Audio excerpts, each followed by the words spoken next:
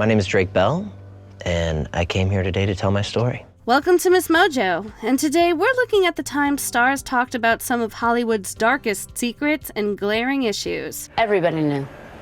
You really believe that? I know that. I was there. John Cusack, Hollywood corruption. I don't think there was a thought that you would just go rip open someone and play around with their insides.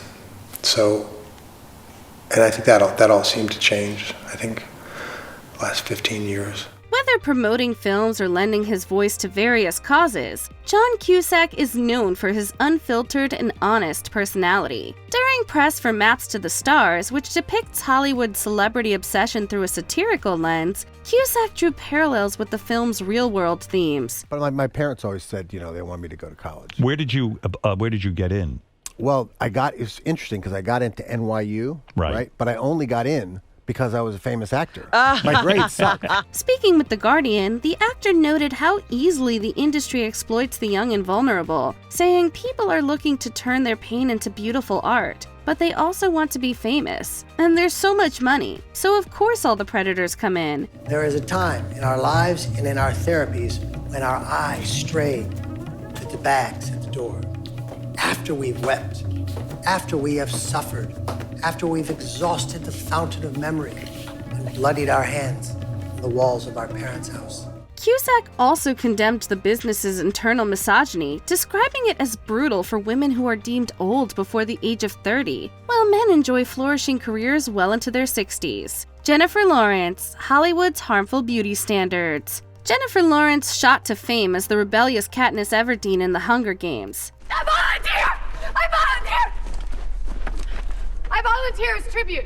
However, the actress had her own rocky road to fame, facing some cruel comments by people in power. Speaking at Elle Magazine's Women in Hollywood ceremony, Lawrence recounted an uncomfortable experience where she and 5 other women had to stand in a lineup almost completely undressed. She claimed she and her colleagues were subjected to an unrealistic diet regimen, with one actress previously terminated for not losing enough weight fast enough. Admitting she felt trapped, Lawrence felt pressured to be treated a certain way for the sake of her career. I wanted to forge my own path. I found what I wanted to do, and I didn't want anything getting in the way of it. And even friends for many years were not as important to me as my career. From the age of 14. While the Hunger Games actress has since reached the A-list, her comments shed light on the demeaning treatment many up-and-coming performers are forced to endure. Should I sell?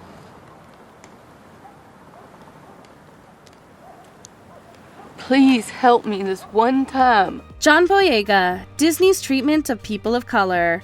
The truth is that systematic racism has been a deep part of American history, not only America, but globally, and it's just an insight to racial relations and tensions between people who haven't been given the best opportunity by the system. John Boyega has been very vocal about his displeasure with how Disney handled his Star Wars character Finn. Boyega, along with other cast members like Kelly Marie Tran, faced a tirade of racist backlash for their involvement with the franchise. Initially set up as a major character, Finn's role dwindled by the end of the sequel trilogy. Right.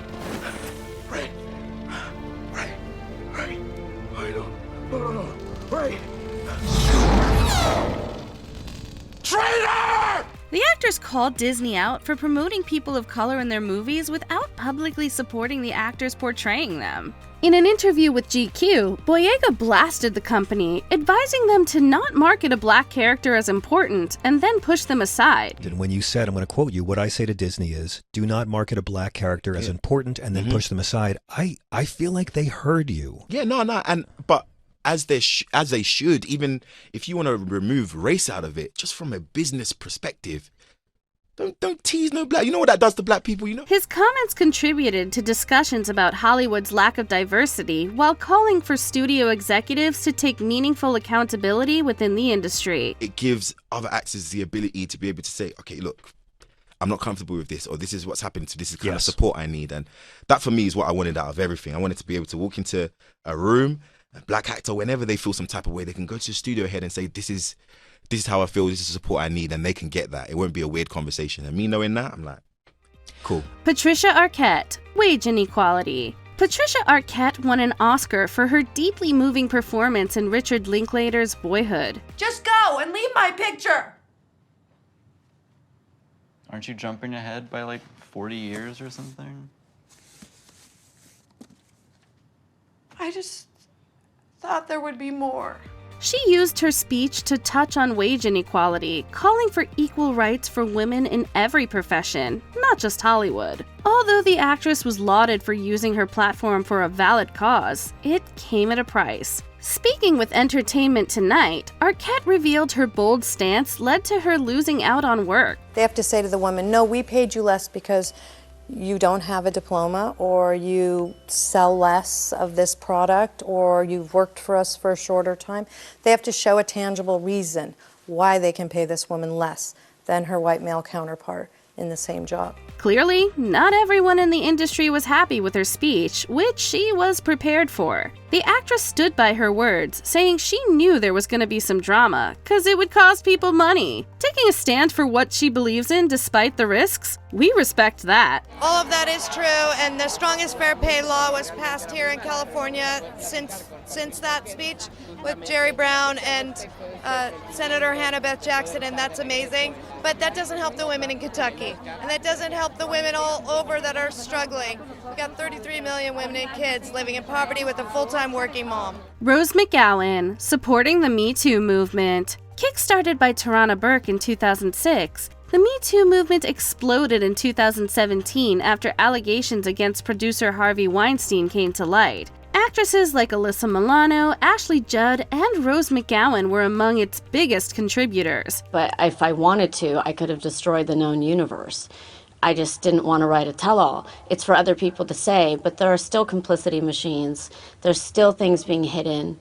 But it's all, this is progress, not perfection, and we're starting to talk. It's a great thing. McGowan was instrumental in leading a larger wave of attention toward the movement. Her detailed account of Weinstein's actions was a driving force for other victims to come forward. In addition to him, the actress called out Hollywood's leading men for failing to stand up for women in the industry. It's like I would be the curtain.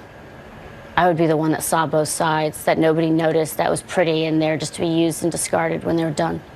I was the curtain, but I absorbed all information from both sides, from both how to sell to the audience and both how to be sold.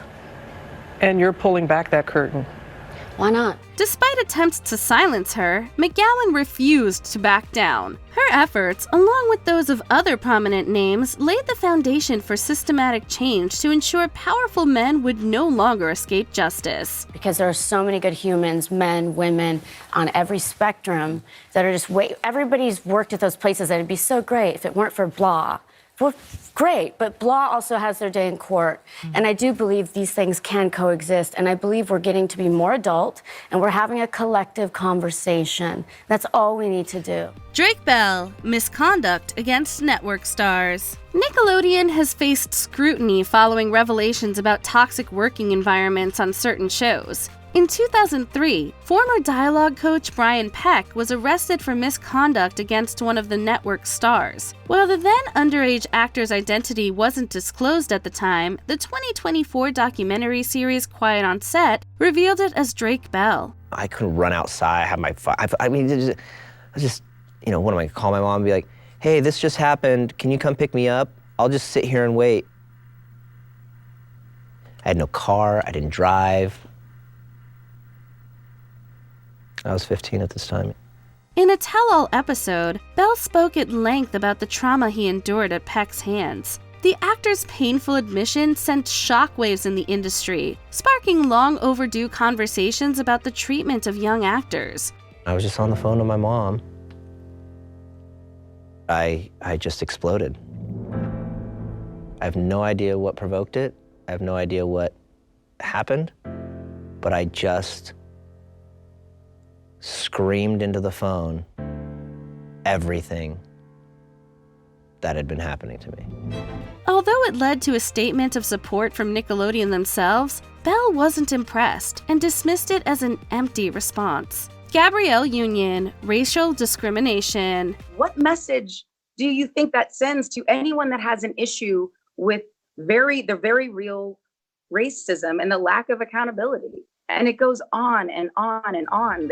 In 2019, Gabrielle Union was dismissed from America's Got Talent after just one season. Labeled difficult, Union was quick to challenge this by filing a discrimination complaint against the show, alleging she was fired after speaking out against racism. On Tuesday, a new report by Variety offered some insight into that decision. It claimed that while working on the show, Gabrielle Union had expressed concerns over racially insensitive situations during her time as a judge, including an insensitive joke told by guest judge Jay Leno that, according to the Variety report, offended many people on set. In an interview with Variety, she detailed unresolved tension with Simon Cowell and criticized guest judge Jay Leno's offensive jokes against people of color. Variety also reported other troubling behavior, such as Union's hairstyles being deemed too black for the mainstream. Now, Variety also alleges that Union and Julianne Hough were both subject to excessive notes on their physical appearance, noting that Union was allegedly told that her ever-changing hairstyles were, quote, too black for the America's Got Talent audience. Union ultimately settled with NBC, who acknowledged the important concerns she raised. Her refusal to be silenced drew attention to a case that might otherwise have been swept under the rug, sparking important discussions toward workplace equity and inclusivity. Since the news broke, the Bring It On star has received support from fellow actresses. Ellen Pompeo tweeting, "I support Gabrielle Union's commitment to speaking up to injustice. It takes courage." Brendan Fraser, misconduct in Hollywood. At the turn of the century, Brendan Fraser was considered one of Hollywood's biggest rising stars. But the actor virtually disappeared by the next decade, and many assumed he'd made some bad decisions. After years of silence, Fraser decided it was time to speak out. And he's opening up to GQ about why he's been MIA from Hollywood for the better part of a decade, explaining, quote, "I was going through things that mold and shape you in ways that you're not ready for until you go through them." In a 2018 GQ interview, he accused Philip Burke, the then president of the Hollywood Foreign Press Association, of having sexually assaulted him in 2003. He believed clashing with such a powerful figure contributed to him being essentially blacklisted. Am I still frightened? Absolutely. Do I feel like I need to say something? Absolutely.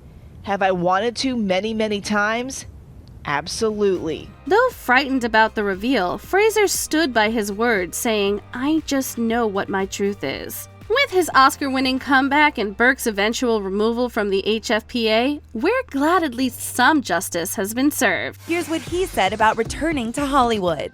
Very often, millennials, young people to me now that I'm stampeding towards middle age and wearing cowboy hats, press events, approach me and say, "Oh, I loved your movies. I loved you in George of the Jungle.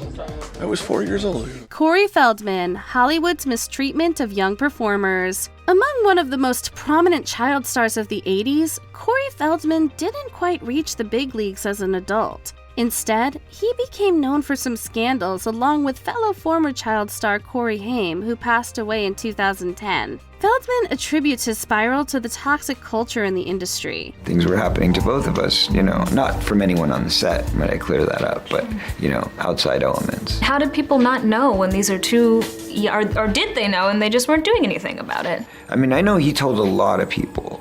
That's the thing that's so upsetting to me. It's not like it's just me that knows this story. Other people know. A lot of people know. In an interview with The Guardian, he candidly claimed that misconduct against young actors is Hollywood's biggest problem. Feldman also criticized the movie industry for lacking an active dialogue to address this issue. It's a many-feathered bird, okay? Be careful what you wish for. That's what I'll tell you. Don't go into it with naivety. Don't go into it thinking that it's all roses and sunglasses and an entire industry. I'm sorry, I'm not trying to. I'm just trying to say that it's a very important, serious topic. Despite limited support, Feldman doesn't shy away from revealing the dark side of fame. Hopefully his voice can shield future generations from the same trauma he endured. I'm not playing around. It's serious stuff, and I vow I will release every single name that I have any knowledge of, period. And nobody's going to stop me this time, as long as people support this. Before we continue, be sure to subscribe to our channel and ring the bell to get notified about our latest videos. You have the option to be notified for occasional videos or all of them. If you're on your phone, make sure you go into your settings and switch on notifications.